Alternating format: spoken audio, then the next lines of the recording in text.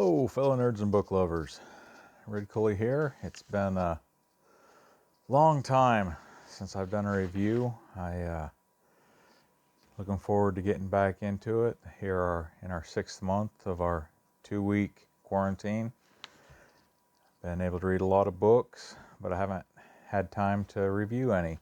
So we're going to start off slow and do kind of an easy one, but at the same time, it's one of the best books ever written. The reason it's easy is because this is an autobiography.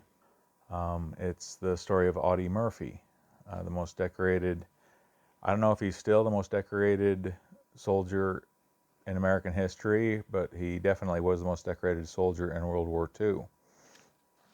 There's no comments on reality or unbelievability. The story is unreal and unbelievable, but it's true. So it doesn't matter if you wrote the actions and everything that happened to him in the war in a fiction book, you'd be tempted to say this author is being silly. Nobody could do this. Nobody could live through this. But this is a true story. He did do it. He did live through it. Let's read the back cover of the book and get an idea of what some of the background and some of the story is. Originally published in 1949, To Hell and Back was an enormous bestseller and later became a major motion picture starring Audie Murphy as himself. More than 50 years later, this classic wartime memoir is still as gripping as ever. Rejected from both the Marines and the paratroopers because he was too small, Murphy was desperate to see action and determined to serve his country.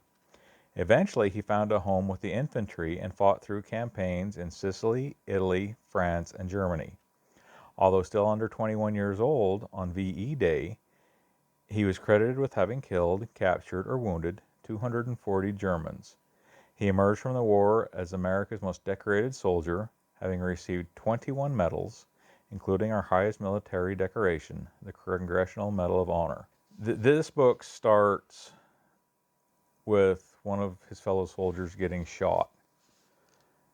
Not shot, I believe an artillery explosion killed a soldier. And then he goes into the conversation and he introduces all of the different guys that he's, I'm assuming in his platoon. There's about 20 of them, up and down, and always talking about getting recruits. And he introduces them and their way of talking and the authenticity. I mean, it was true. It was his story. And the thing that really hits you when you go through this book is very few of the characters, the soldiers, they're characters in the book, but they were real characters, real people. Very few of them live. And almost all of them that do live, matter of fact, I think all of them that do live, the reason they live is because they were wounded so bad that they were sent home. They couldn't fight anymore. Audie Murphy is wounded several times. He has malaria. He's in the hospital. He just passes out because he's so sick with malaria or gangrene or a wound that he can't go on anymore. He wakes up in the hospital. The disorientation, trying to figure out how he got there. He gets better, and then he goes back to the fighting. The Congressional Medal of Honor part, he was on a blazing, I believe it was an A-10 anti-tank gun. The Germans are coming, and he tells the rest of his squad, get for the woods, I'm going to cover you. And he climbs up on the A-10, which has, it's been hit, it's burning, its crew is already left. But it had a 50 caliber machine gun up on top, and he climbs up and he starts calling in artillery onto the Germans that are coming into their position, and he's shooting this machine gun, holding them back, and he does that until he runs out of bullets. He's wounded. He's calling in artillery right on his position. It's larger than life. It's an incredible story. Just scene after scene after scene, the vivid imagery, him talking about his friends, and then when his friends die, it just rips your heart out. You don't want it to be real. You want to be mad at Audie Murphy for killing off these characters, and then there's the realization, at least to me, that these aren't characters. These were real people. They really died. They really fought this war. This is their story. It's a really important book, I think. It should be required reading in school. It really should.